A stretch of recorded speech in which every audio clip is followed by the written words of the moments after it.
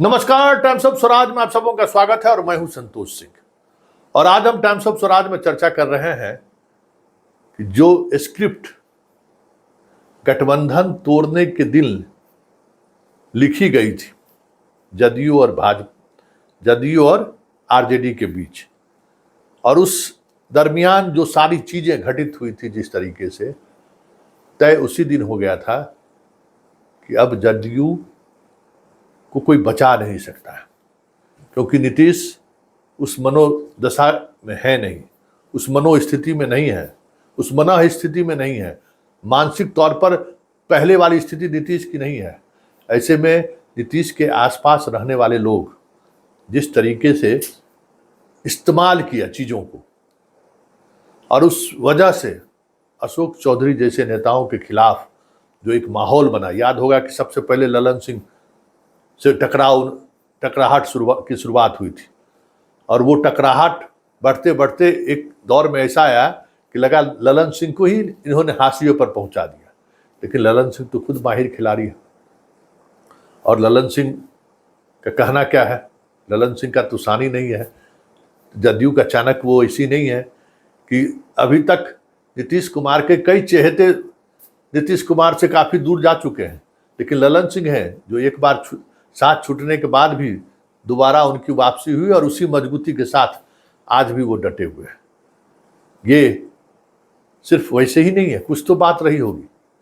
ऐसे में आज जो कुछ भी घटना घटी है वो घटना संकेत है कि जदयू लोकसभा चुनाव के दौरान ही पूरी तौर पर बिखर जाए तो कोई बड़ी बात नहीं होगी, क्योंकि महेश्वर हजारी का बेटा का कांग्रेस में मिलना कोई जरूरी नहीं है कि उसे टिकट ही मिल जाए, लेकिन उसके कांग्रेस में मिलने के साथ ही ये संकेत सामने आ चुका है कि अशोक चौधरी के खिलाफ महेश्वर हजारी कैंपेन करेंगे, अशोक चौधरी के खिलाफ मोर्चाबंदी लेंगे, और ऐसी स्थिति में नीतीश को तय करना होगा कि वो किसके साथ खड़े होते हैं, क्योंकि बगावत की बू अगर कहीं से आई है तो अशोक चौधरी की तरफ से आई है।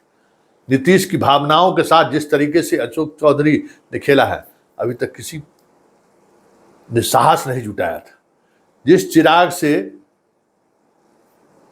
क्या नहीं रिश्ता रहा, जिस चिराग की वजह से आज जदयू इस स्थिति में पहुंच गई है, उस चिराग के सिंबल पर अशोक चौधरी अपनी बेटी को चुनाव लड़ा रहे हैं।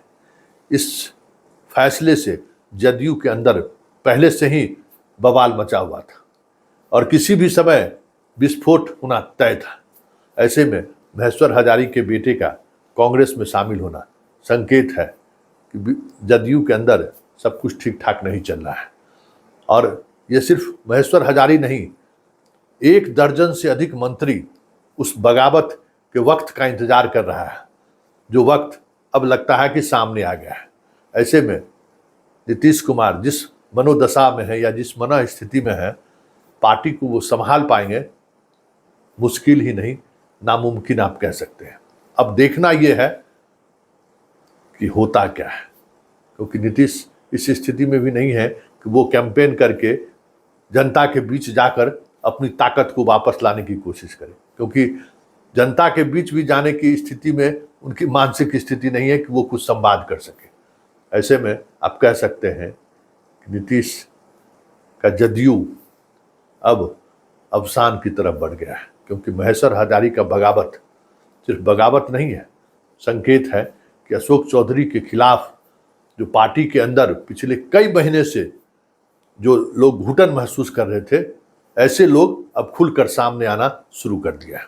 और ये देखिए, ये वानगी है, 1 सप्ताह के अंदर में और बहुत सारी चीज़ें आपको देखने को मिले तो कोई बड़ी बात नहीं होगी।